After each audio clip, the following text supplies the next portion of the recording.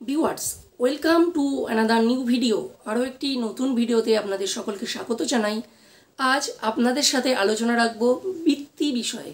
প্রাথমিকের পরীক্ষার শেষে যে বৃত্তি পরীক্ষা অনুষ্ঠিত হয় সেই বৃত্তির আপডেট নিয়ে আপনাদের সাথে আলোচনা রাখব, বৃত্তির সকল বিষয়ে। আজ ভিডিওটি কেবলমাত্র ছাত্রছাত্রীদের উদ্দেশ্যে নয়, বিশেষ করে ছাত্রছাত্রীদের পাশাপাশি তাদের গার্জেন মানে অভিভাবকদেরকে উদ্দেশ্য করেই আজ ভিডিওটি আমি বানিয়েছি।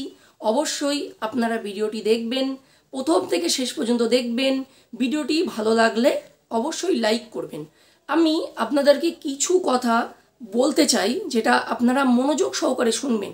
দেখুন, বৃত্তি বিষয় তো অনেক ভিডিও আছে, ঠিক আছে, আপনারা ভিডিওটি দেখেছেন, আমিও দেখেছি, কিন্তু এখন বলার প্রসঙ্গ এই বৃত্তির প্রয়োজনীয়তা কি, বৃত্তি পরীক্ষা কি বাধ্যতামূলক, বৃত্তি কি আমাকে দিতেই হবে, বৃত্তি দিলে আমাদের কি উপকার হবে, বৃত্তি দেওয়ার দরকার আছে কি, বৃত্তি আমরা কেন দেব, এই সকল বিষয়ে আপনাদের সাথে আলোচনা রাখবো। আর একটা কথা বলে রাখি, একের পর এক এই বৃত্তি বিষয়ে ভিডিও আমাদের চ্যানেলে আসতে থাকবে। স্বপ্নের ভূগোল, যারা বৃত্তি বিষয়ে সকল প্রকার আপডেট পেতে চান তারা আমাদের এই চ্যানেলটি সাবস্ক্রাইব করে রাখবেন ও প্রতিটি video time to time update পেতে সাবস্ক্রিপশনের সাথে সাথে পাশে থাকা বেল আইকনটি প্রেস করবেন। আজ ভিডিওটি এই উদ্দেশ্যে বানানো, এখান থেকে আপনারা কি বৃত্তি বিষয় কি পেতে পারেন আমি আপনাদেরকে জানিয়ে রাখি, শুনে নিন। দেখুন, বৃত্তির সিলেবাস, যে আমার বৃত্তি পরীক্ষার জন্য কি পড়াশুনো করতে হবে। তারপর চলে আসি যে কারা বৃত্তি পাবে। বৃত্তি যারা পায় তাদের একটি আর্থিক অনুদান বা ছাত্রছাত্রীদের সাম্মানিক দেওয়া হয়ে থাকে, আপনারা জানেন।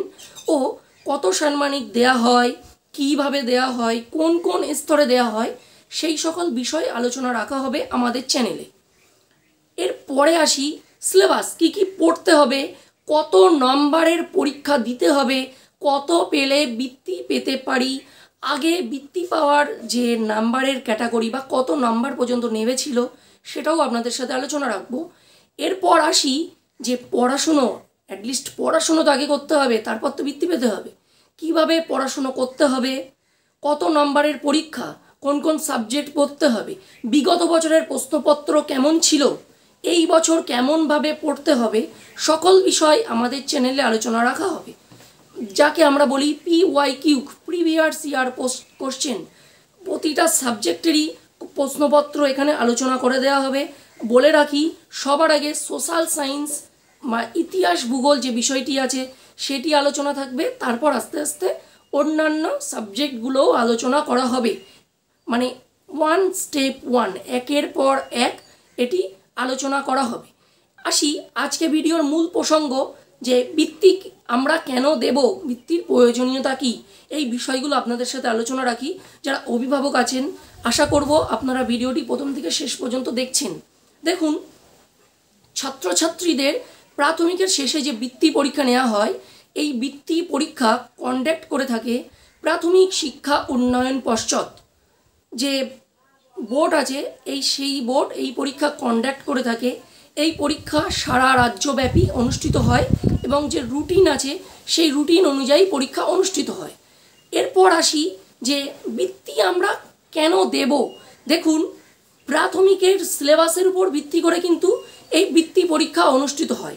সুতরাং ছাত্রছাত্রীরা প্রাইমারিতে যেটি পড়ছে সেটি কিন্তু বৃত্তিতে পড়ছে, এবং এখানকার প্রশ্নপত্রর মানান্বয়ন আপনারা দেখবেন ও আমিও আলোচনা করব। তাতে করে প্রাথমিকে আরও ভালো এগিয়ে যাওয়ার জন্য বৃত্তিটার প্রয়োজন আছে। আর বর্তমান ধারাবাহিকতার পড়াশুনো থেকে একটু ডিফারেন্ট টাইপের প্রশ্ন হয়, যা আপনার শিক্ষার মানে আপনার শিশুর শিক্ষার মানান্বয়নের ক্ষেত্রে খুবই গুরুত্বপূর্ণ। সেই জন্য কিন্তু বৃত্তি দেওয়ার প্রয়োজনীয়তা আছে। আপনারা অনেকেই জানতে চান, এমন ভিডিও ইউটিউবে নেই, সেই জন্য আমি আজকের ভিডিওটি তৈরি করলাম।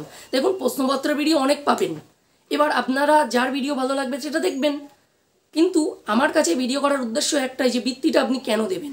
আর একটি কথা, দেখুন, ছাত্রছাত্রীরা একের পর এক তো উঁচু ক্লাসে উঠবে, ছোট থেকে বড় হয়। দেখুন, তার বৃত্তিটা কিন্তু ছাত্রছাত্রীদের কাছে একটা প্রথম মাধ্যমিক পরীক্ষার মতন পরীক্ষা। আমরা অন্য একটা স্কুলে গিয়ে পরীক্ষা দিচ্ছি, তাদের মধ্যে ভয়ভীতিটা কাটে, সেই জন্যও কিন্তু বৃত্তির প্রয়োজনীয়তা আছে।